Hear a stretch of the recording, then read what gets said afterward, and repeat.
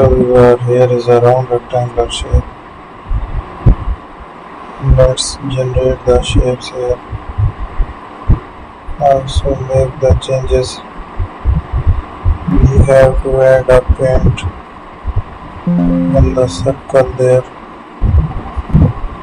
So let's make another changes. So we will take another design.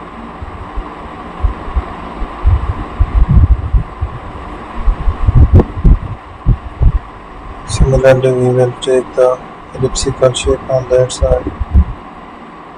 There is the other one. Let's recreate the designs here. So that's it.